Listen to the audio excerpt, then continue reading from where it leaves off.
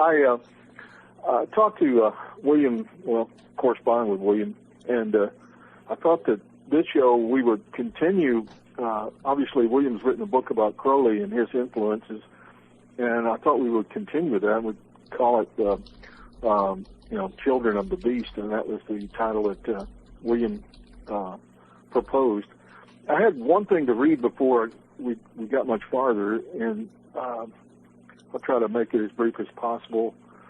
It's from a book called, from John Simmons, called Medusa's Head. It says Crowley's involvement in espionage on both sides of the First and Second World Wars. He worked for both U.S. and British intelligence, writing deliberately absurd, counterproductive German propaganda during the First, is well known and presumably well documented.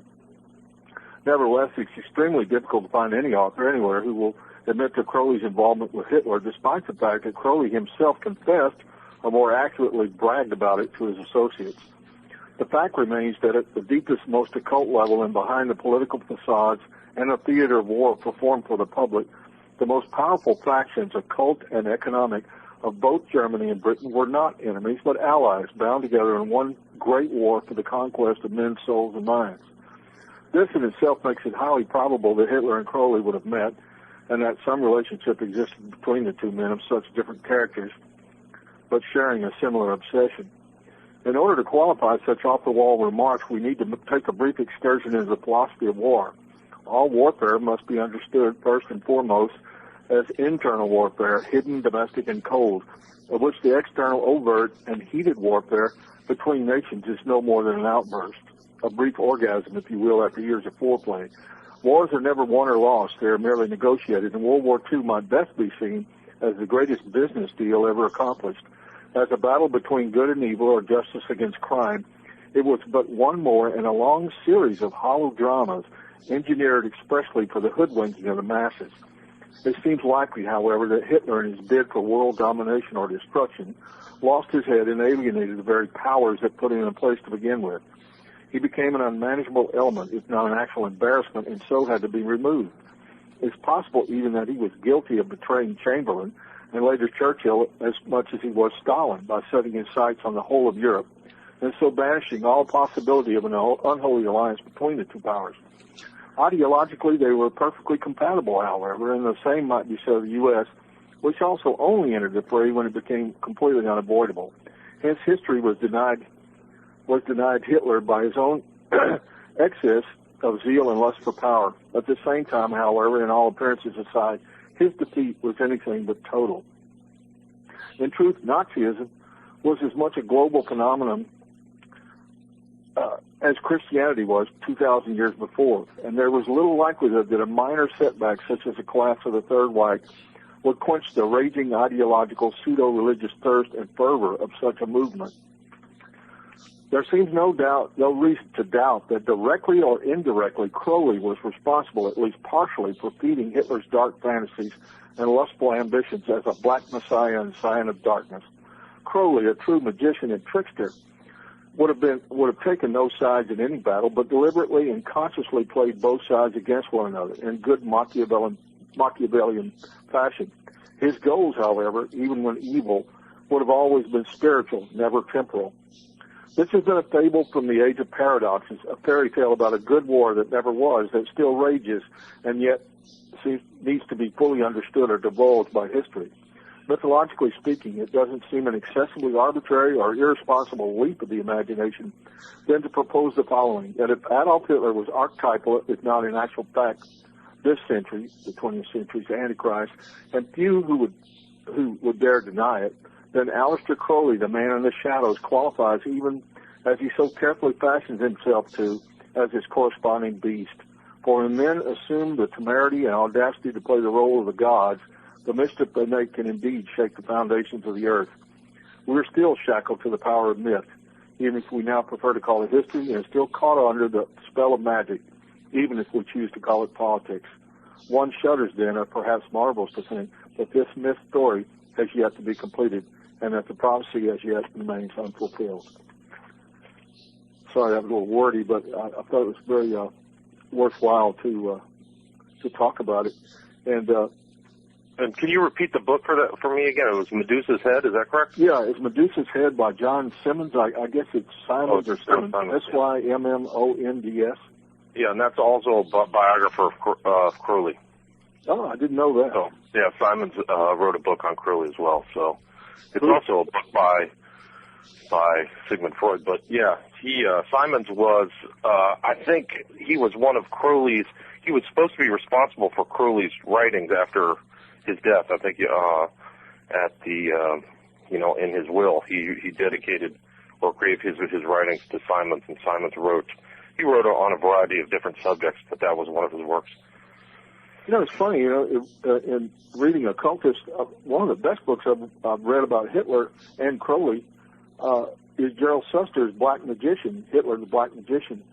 And yet Suster is also an occultist, but apparently considered himself to be a white magician. But one thing I learned in that was the power of magic and the what magic really is, which was a means of acquiring power for the black magician. Definitely, and the interest, if and I think that Suster's book is very important. The intro into his book goes into kind of he predicates all of his statements about the similarities between Crowley and Hitler with an intro on historiography, where how important it is for the individuals who's looking at these events to what their paradigm is and how they interpret stuff, and how much of these statements about magic and black magic were overlooked and have been overlooked by historians in the past.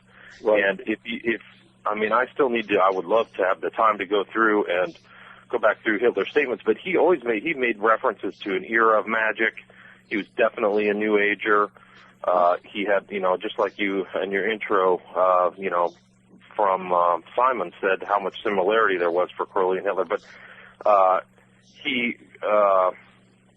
Adolf Hitler, like one of his, there's a quote from Hitler that always rang, with me, which is, "Every great liar is a magician." So Hitler is acquainted with these higher magic through, like we discussed last time, through Dietrich Eckhart. Society and Dietrich Eckhart. Exactly.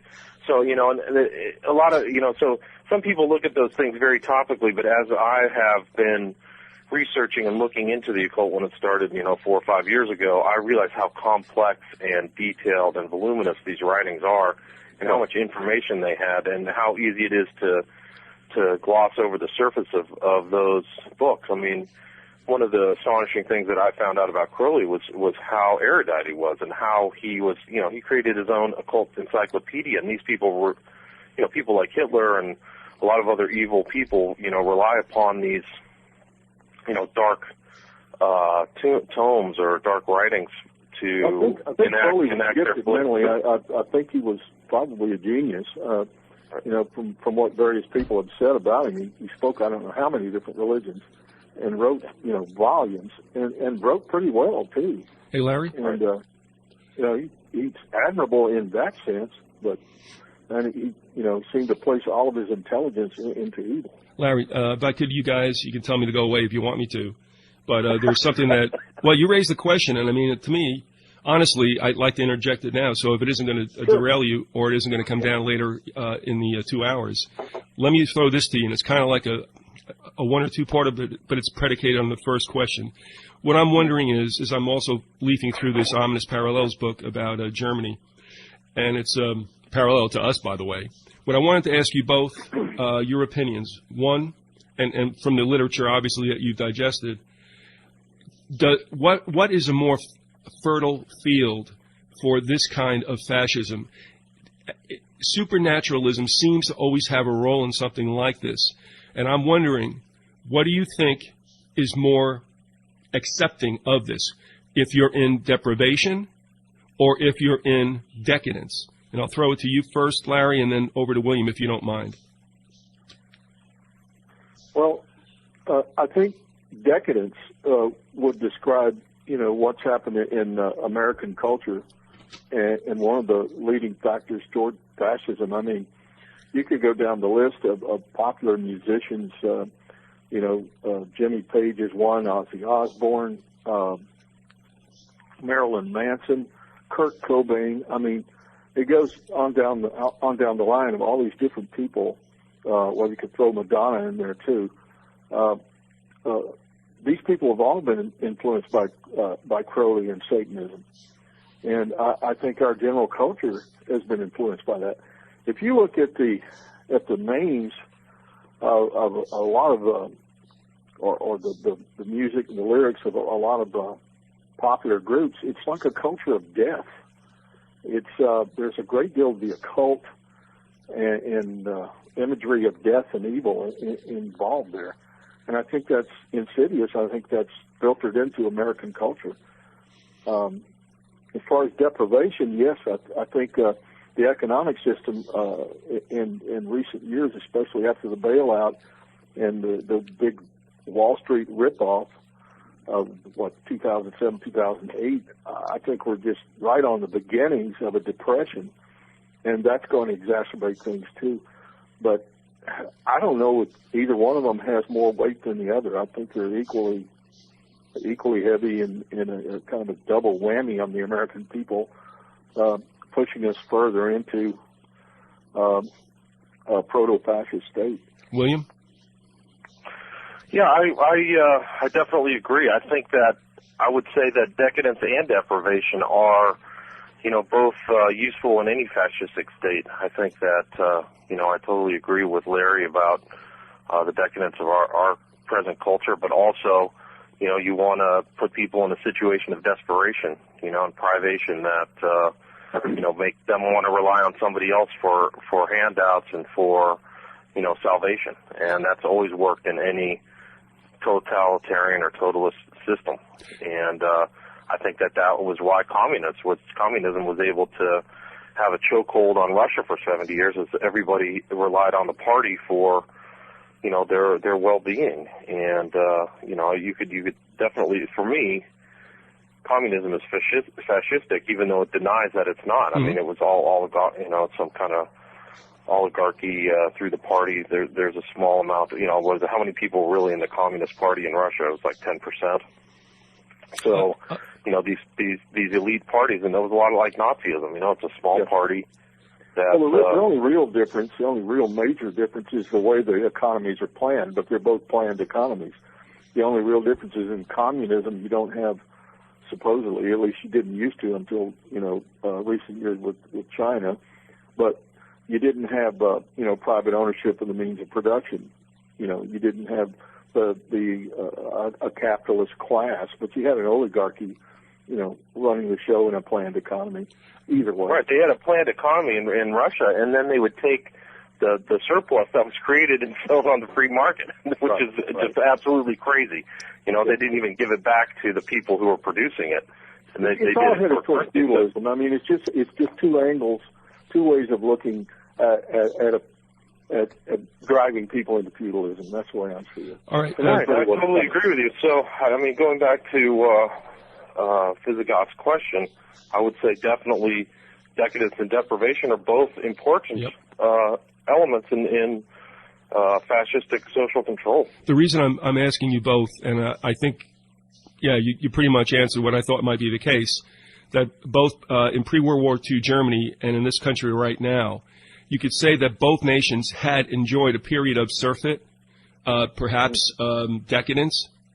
You see what everybody's been spoiled into enjoying right now. However, both of those nations, this one currently, Germany then, went from decadence to privation.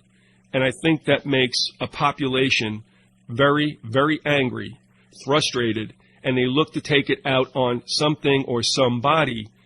Is it a stretch to say, and I'm going to go back the other way, William, to you first and then Larry, are we in a position now where things are getting bad, but there's still a lot of people enjoying the high life out there, even if it's on borrowed time called credit? But nevertheless, are we looking at a position where we're going to be dropped quickly from this environment of decadence or surplus, and through that drop to deprivation, you're going to make a country very, very nasty, quite fascist, and looking for someone to pay? What do you think, William?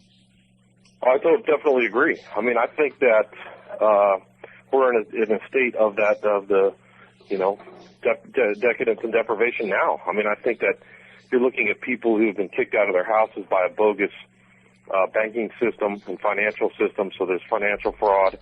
But, you know, people are hurting. I mean, I saw some statistic where, like, half the country is one paycheck away from living out of their car, you know? So it's not like they have this surplus of money. And, you know, that makes people angry when they're not secure in their homes and they're not secure with their families. I think that, you know, there's definitely an opportunity for somebody to come in and play the strongman. And then there's also, I think we're in a decadent culture with all kinds of drugs and, you know, just the way that our culture is we break up with the families and all this other stuff. So Lady Gaga. Yeah, I mean, that's Madonna started it, Gaga. Look at our public culture. I mean, it's pretty crazy. And there's also, you know, a lot of these people are involved in magic. Frankly, Lady Gaga's a witch. I mean, I don't even think it's arguable. I just read some article the other day. She was in a high-class hotel, and one of the maids came in and found all this blood in her bathroom, and that was publicly said all around the world. And they were like, "What is this all about?" And you know, these witches use blood in rituals, and you know, all of her stuff. Like, she had some very intense, deep, occult things. I think she showed up at the Grammys last year inside a green egg. And she said she was inside that egg for 72 hours. Well, the green egg is a symbol of Horus, who's, you know, we go back to Crowley. Horus is a representative of this new age, representative of Satan, the hawk-eyed god. And, you know, so she's inside this egg, and the egg is it's also a babe in an egg, which is referenced at the end of 2001, which is a whole other story. That's a pretty occult movie. But, anyway, she was inside this egg for 72 hours, and then, you know, came out at the end for the Grammys. And 72 is a very important number in the real high occult. And it's not like the simpleton, you know, generalist occult where 666 is very well known. But in the high occult, 72 are the 72 demons who are the servitors of Satan and supposedly run the world. And that goes back to Crowley and his one of his workings that he did at Boleskine Manor was to, you know, put these 72, and then there's these 72 devils to work. And then there's also the 72 bricks at the bottom of the pyramid on the back of your $1 bill with the all-seeing eye of the devil there. But the Christians have been conned into thinking that has something to do with God and the beginning. You know, it's just a whole bunch of, I mean, that shows how easily Christians are duped. Right, they show you the Eye of Horus, which is a symbol that dates back into antiquity, I guess to Egypt, maybe even before, I guess Babylon, actually. That whole thing, when you sit down and take that back of the dollar bill, you can have a little fun with kind of naive people just asking them, where in the Bible is that referenced? And it's obviously not referenced anywhere in the Bible, so it's not Christian. It has nothing to do with Scripture. Very cold, very evil. Well, but the kicker is that some of those people actually think like it has something to do with our government. And I mean, that goes back to like comments stated by Blavatsky, where she talked about the power of symbols and different meanings. And anyway, 72. I got off on a long track. Gaga, 72. 72 hours in that egg. She's a witch. She's a total witch. Well, you look at Madonna, I mean, she's her Lady Gaga's predecessor. Unfortunately, she's going to be doing the, quote, entertainment at the Super Bowl this year. But anyway, Madonna was heavily involved with the Kabbalah, which is nothing more than the old occultism, that came out of Judaism, which is, just another form of Satanism. Very evil. Very evil. And that was Crowley's, one of the main things that he had his students study was the Kabbalah and the numerology and all that other stuff. And this woman, publicly gets up and says, yes, I'm into the Kabbalah. Hey, isn't it great? And I've seen some videos where she was some very strange symbolism involved in this dance that she was doing, and they were quoting Revelation. She was quoting Revelations. in this video is very satanic. And I'm looking at it going, hey, maybe you people ought to, take a shot at reading the Bible every once in a while, and you might get an idea of where the origin of this thing is. Larry, what I want to ask you, just to restate the question, be fair to you, would you agree, at least in the United States, right now, are we seeing something of a pattern that was originally started in the Weimar Republic, and that is, and we all think of the movie Cabaret as we're talking about this, I think, and that is we're going to leave decadence and maybe plunge into some kind of deprivation, which would obviously light a fire under people and to get and to play on their anger and to direct it perhaps outwardly. Oh yeah, I definitely think that. In fact, the Nazis during the 1920s, during the Weimar Republic, in the late 20s, Hitler was just about to hang it up. I mean, he was getting nowhere. At one election he gained quite a few seats, and then he got his butt kicked in the next election. The Nazi Party did, and he was about to hang it up. And they were praying for something to come along that would put him over the top. Well, in 1929, with the Wall Street crash, the Great Depression, of course, from the late 20s into the 30s, that drove tons of people into the Nazi camp. Because I remember hearing one guy in an interview say he was a working man, in the Weimar Republic, Nazi Germany. He said, I would have voted for the devil himself if he had promised me a job. Well, in effect, he did. At least a representative. We're at the bottom of the hour, and as I promised, maybe we'll do a little business and give the number out again. But Larry, as all of you know, has been working on a series that is now in its 23rd part, covering almost a year, and no end in sight. You're familiar with Larry without a doubt, and many of you are familiar with William Ramsey. He's been on a number of shows. He's been here often. He's back with us today after having been on the last one we did with Larry in that part 22.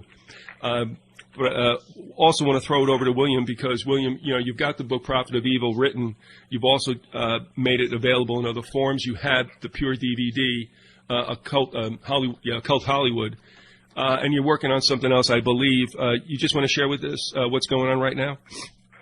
Well, I just got a whole bunch of different projects. I've got 2 documentaries I'm just kind of putting the last bits on. One is Occult Obama, and the other one is... I think I've just titled it The Triumph of Evil, George W. Bush. And I think people will find them both very interesting. The Cold Obama has Obama referencing 72, just like the numbers I was talking about earlier. And, you can tell, I'll prove through his own, words that he's spoken that he is a high occultist and very much has been initiated. He's definitely a high initiate. And, I'm still working on my next book, which is Children of the Beast, compiling the information, which is going to detail a lot of the followers of Crowley and people who are influenced by Crowley. And I will, lay out some good pictures and evidence about, all these individuals who, saw Crowley as their kind of guiding light, their hero, unfortunately. And those people, just to get a list, is like... Timothy Leary, Ron Hubbard, the Alfred Kinsey, some of his lesser-known followers like Robert Anton Wilson, Anton LaVey, Jack Parsons, Anton LaVey, all these people, and I'll also detail and organize some of the musicians and more people in what we call entertainment who have been influenced by him, like Ozzy Osbourne, and people that Larry listed off as well. So Black Sabbath and.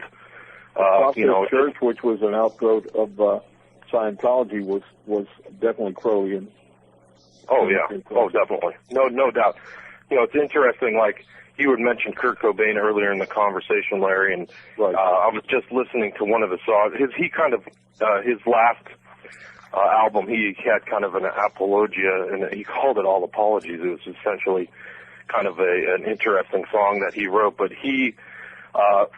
Showed or indicated that he is was acquainted with magic when he writes in there, it's about him and his wife, and he got married. He says he's married and buried, but he says, in one of his lines, I can't figure out the last one, but he says sunburn, freezer burn. So he talks about duality, which is really a very important principle in magic, is the opposites, fire and ice. So he's referencing it straight up. He says sunburn, freezer burn, choking on the ashes. And it either says enemy or runaway. I can't figure it out. But if he says runaway, that means that he's really deep into Satanism. And I can't figure it out. I've looked at some of the... he was obsessed with Anton LaVey. In fact, he invited Anton LaVey, who was also a musician. He invited Anton LaVey to play on the Nevermind album. He wanted him to play cello. Really? Yeah.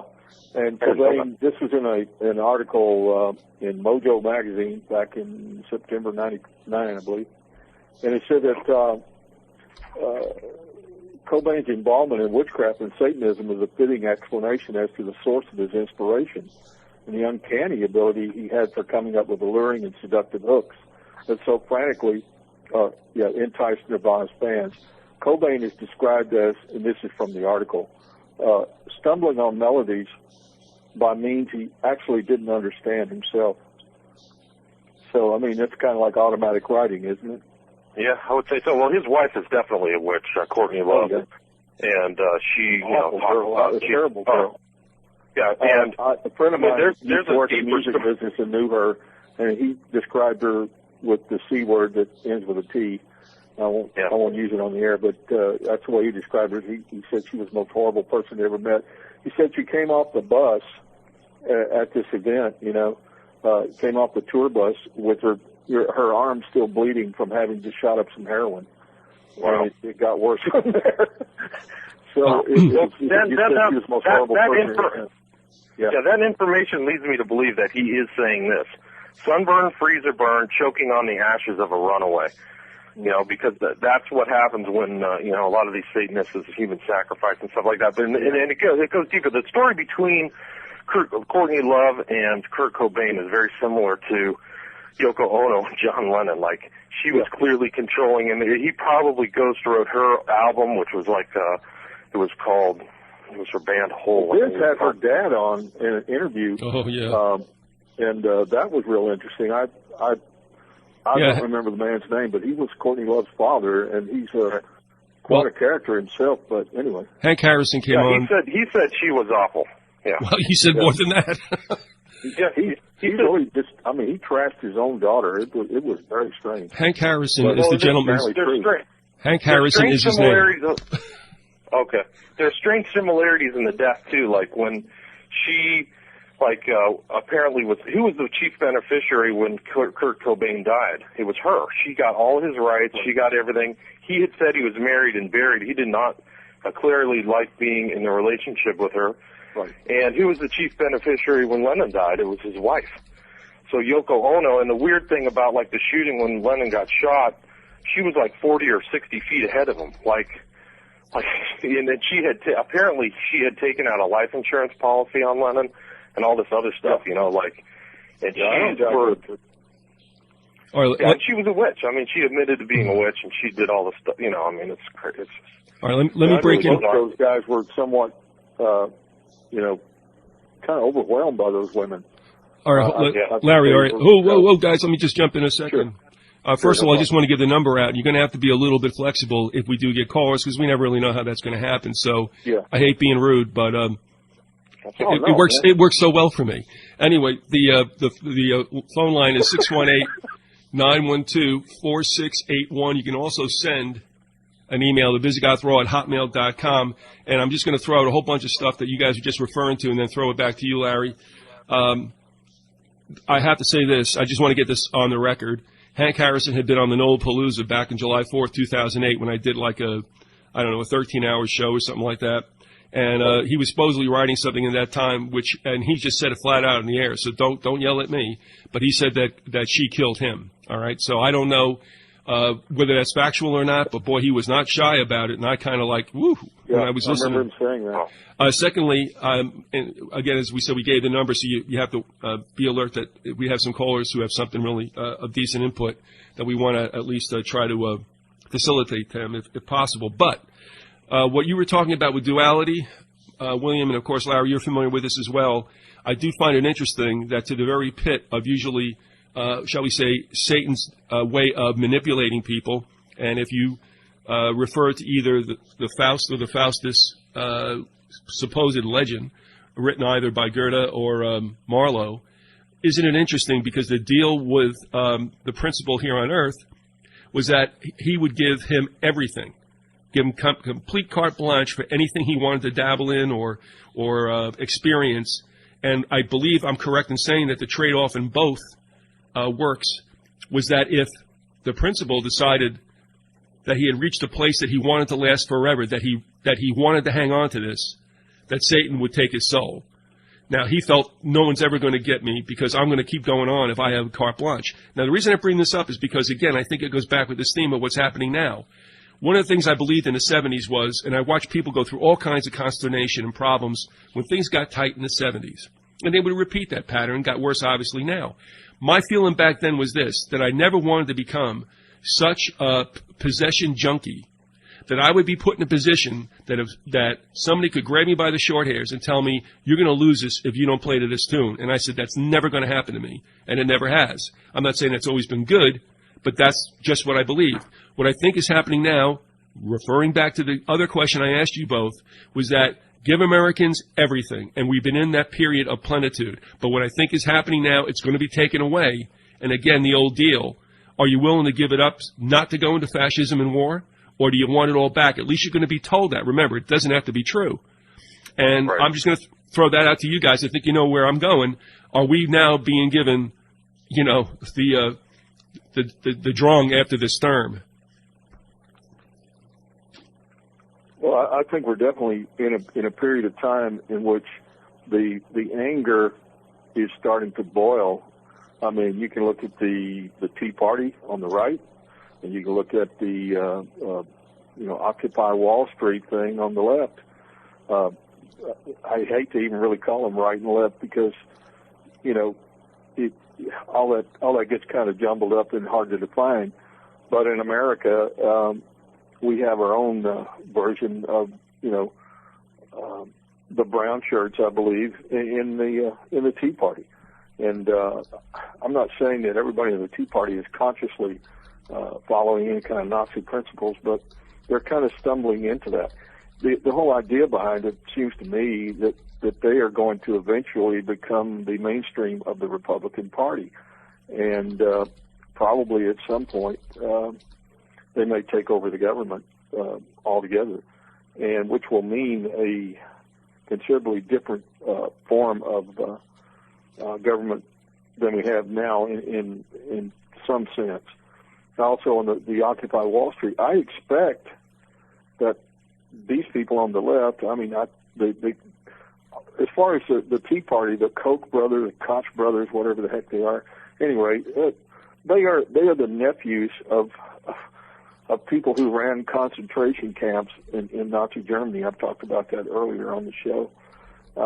Goes back to their roots go back to Nazi Germany. Their father worked in Nazi Germany. These two people are extremely wealthy industrialists who are financing a very far right party in this country, which I think eventually will show its true colors as being an American fascist party.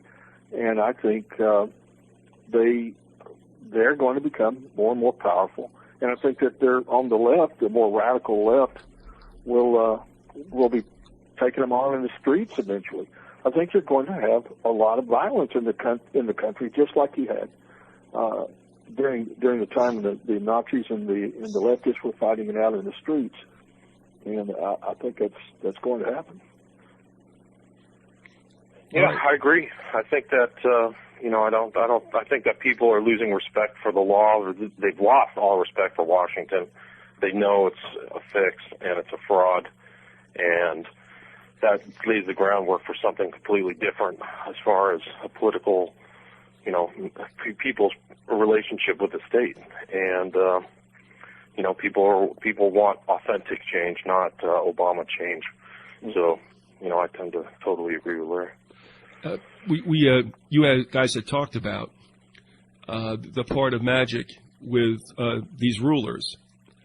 And I was thinking back to what might have abetted someone like Hitler, and I think you guys will agree that, and I don't know that any other culture came up with this first or any other movement, but Hitler's influence was somewhat magnified to the 10th by the use of spectacle, and that's the stadiums, the oversized flags. I mean, overdo everything for the grandeur that it obviously portrays to people. At the same time, it diminishes or diminutizes the person, and that's important too, because you must believe you're worth nothing other than your value to the state. And so therefore you have this collectivist head, which I also think is happening here. Maybe we should talk about it. But you also have what I would say was abetting the magic, and that was the spectacle. Now, here we are again with media, which has, can do anything that you want it to do. And can I just throw that out to you guys? William, you want to take that first? We need something that is going to make the individual and the movement seem greater than life, and yet at the same time put supposedly the person, the mass, in its place by realizing you're an ant, and we tell you just how much you're worth. Yeah, I mean, I think that it goes back to that same feudalistic principle, and I think that for these people to get away and do all their crimes, they have to have their own feudal type state, I guess, and it's part of that symbiotic relationship. It's not just keeping people in the place. You want to keep them dumb, drugged, distracted, freaked out, scared to death, I think we've gone through that since 9/11 for sure. And even before that, you can even take back the Cold War. I mean, a lot of that rallying up against the evil communists was very effective in a way of controlling the population in the United States. And I think 9/11 was nothing more than the American Reichstag fire. I mean, there's a rough parallel there. I mean, that was the event which really pushed Hitler over the top. He became chancellor at that point. He was at that point made the head of the government because Hindenburg decided and was convinced that they needed a strongman. They also went through and passed the Enabling Act, which was very similar to the Patriot Act, which clamped down on civil liberties in Germany. There are all kinds of parallels there. But I think 9/11 basically represented our Reichstag fire. And I think when I forget the name of this new law that's gone into effect, where they can just basically declare anybody they want a terrorist and take you away. And the NDAA. Yeah, that's it. Yeah. I mean, just forget about civil liberties. Just forget about Anglo-Saxon jurisprudence and several hundred years of English common law, which is what American law is based on. Right. When Bush got rid of habeas corpus, he tried to get Gonzales to say that our rights are privileges. I mean, he actually had that guy say that. Was the Attorney General at the time. I mean, that guy should have been disbarred on the spot for that. Yeah, but Gonzales was right when he said that, though.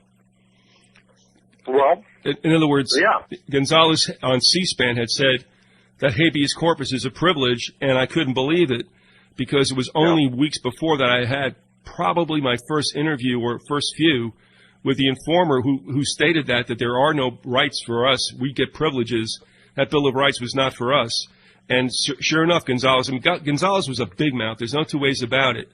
But actually, at that time, he laid it out. Maybe too much for the liking of his overlords. But I also want to refer to the fact that in our Constitution, by the way, it states habeas corpus is a privilege. That's right in your face, and yet that's overlooked quite a bit.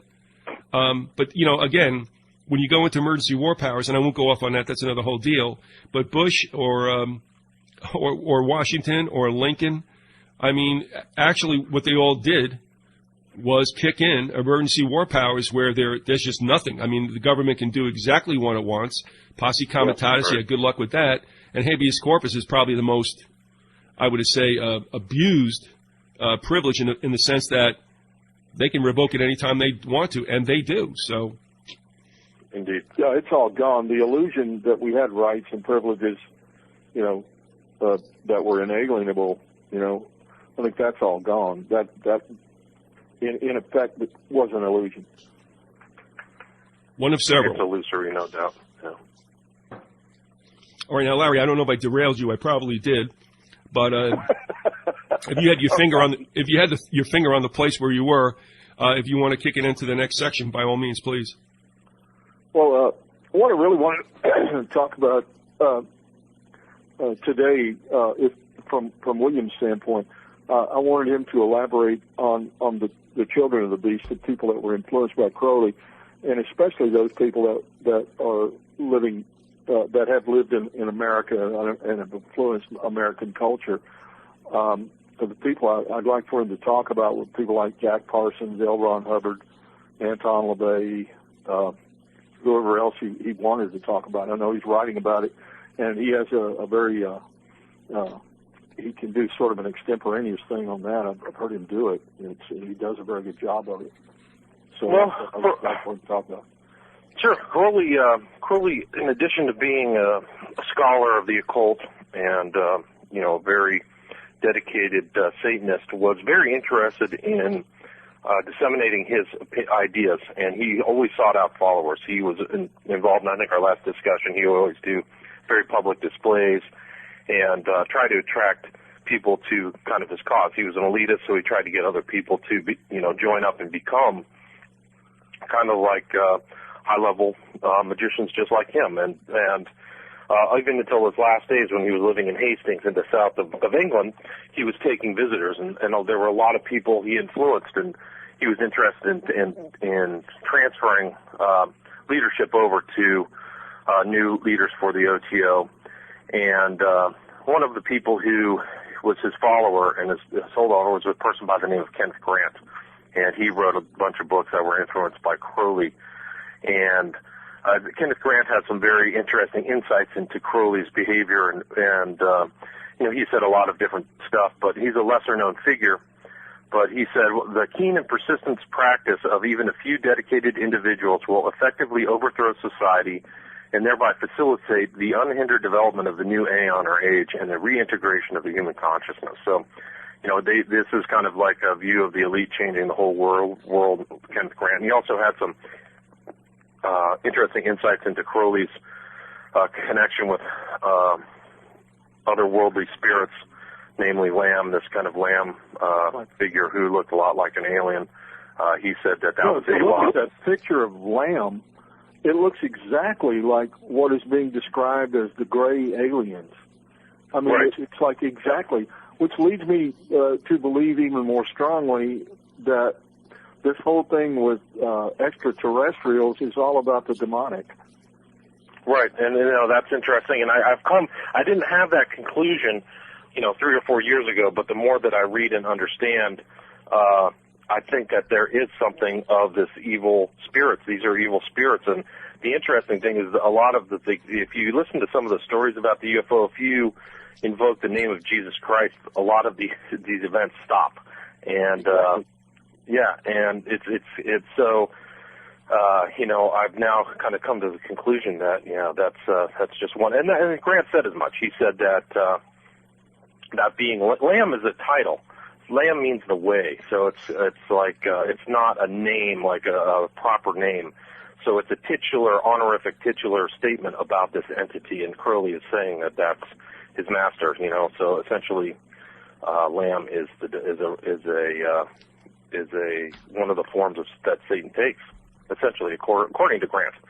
And he also says Awas, which is the name of this entity that gave Crowley the Book of the Law in 1904.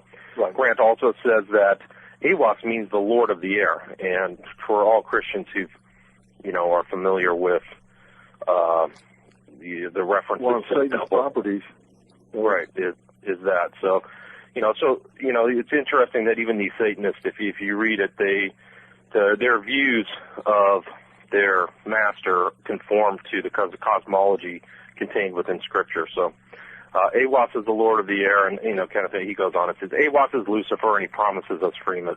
So Anger's kind of continuing that. That was Kenneth Anger, who's another follower of Crowley. Sorry, I thought that was a Grant statement. Anyway, so Kenneth Grant is definitely one of the important followers of Crowley as far as a scholar and somebody who kind of kept his writing alive. Another was Jack Parsons, who was a founder of Aerojet, and he was involved in the creation of the jet propulsion at JPL in Pasadena. Right. Out of Caltech, right? Correct. And he was an associate of a lot of very important people in, the space program. And he was essentially Crowley's top guy out in California in the OTO at the Agape Lodge. And right. Parsons was an associate of L. Ron Hubbard, who was another follower of Crowley, who started Scientology, I think, on the day that Crowley died in 47. Did Jack Parsons recommend Hubbard to Crowley? I believe I read a thing where he wrote a letter to Crowley telling what nice qualities he had, as far as L. Ron Hubbard I'm talking about. No, this is true. So Crowley, Hubbard is directly referenced in writings between Parsons and Crowley, and Crowley. So, it's an evidentiary, statement of how important Hubbard was. And Hubbard was essentially the kind of scryer to Parsons' magical workings. And he was also an associate and took part in those. And that was according to Parsons back in the late 40s, early 50s. So Hubbard's connection to the Agape Lodge is really without question. And you can read a really good book on that. It's available online. It's called A Piece of Blue Sky by John Atack. I think it's A-T-A-C-K.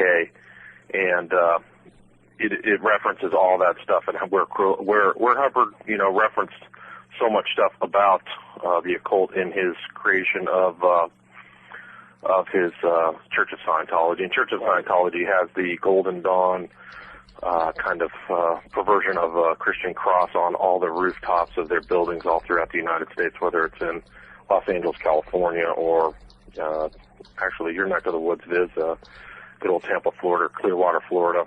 Yeah, and Clearwater, yep. You see so you see these occult references are there, and, people don't understand this, the symbolism, but they should. And if they see that, then hopefully they'll stay away from Scientology. It's a totally evil organization. Yeah, and Scientology led to the Process Church of the Final Judgment, and they even have swastikas in their symbolism.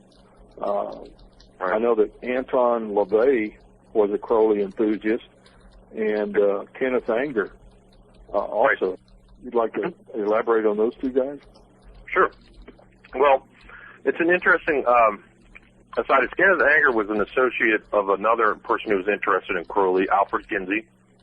Mm-hmm. Alfred Kinsey was the famed sexologist who's been pretty much totally debunked, and that he's a complete fraud. But he also, he was the person who skewed all of his science into scientism or whatever. It's not really, it's not objectively credible. But he gained a lot of following with his books, and he was so interested in Crowley that in one of his journeys to Italy, he went to Crowley's Abbey of Thelema, and he took as his sidekick Kenneth Anger, and and he did a lot of experimentation with Kenneth Anger, and they did a lot of sexual. And you can see on this film by Chris Pinto, Kenneth Anger is in a bed. I don't remember exactly, but he's in one of these shots that Kinsey liked to document a lot of this stuff with film.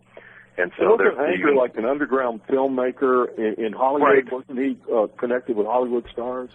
Correct. So Anger has a long history, a very interesting long history. There's actually a picture of Kinsey and Anger together in Italy at the Temple of Cefalù. But Anger went on. He made a wide variety of films that are homosexually themed and also fully occultist. One is called, I think, Lucifer Rising, mm-hmm. And he's involved.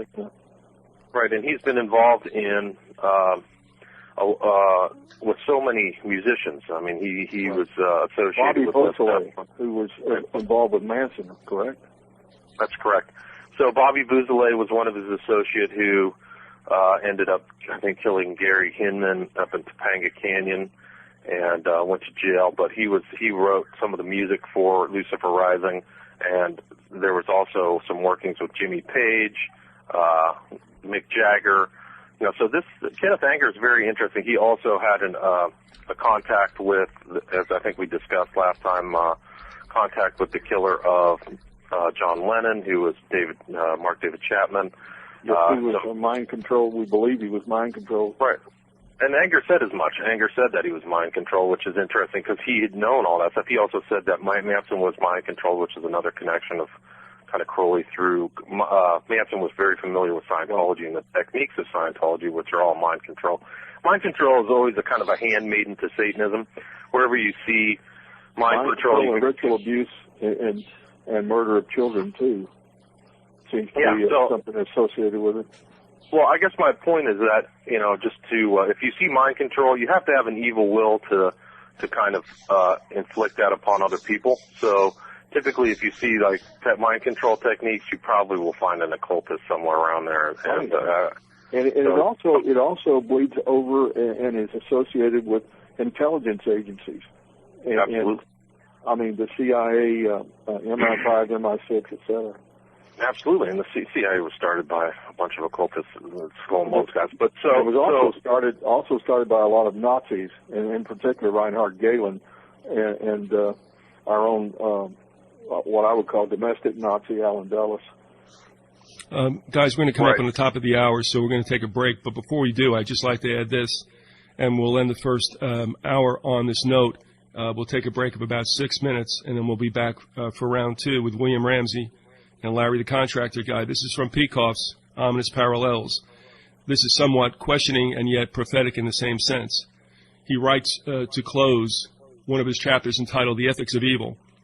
Twice in our century, Germany fought to rule and impose its culture on the rest of the world. It lost both wars. But on a deeper level, it is achieving its goal nevertheless. It is on the verge of winning the philosophical war against the West, with everything this implies. The ideas of German philosophy have long since jumped national borders and become the trend of the West. Half the countries of Europe are already enslaved by such ideas. The rest of the continent, under similar guidance, is on the point of collapse. There is only one country which, though paralyzed at present, is still able to resist the German takeover.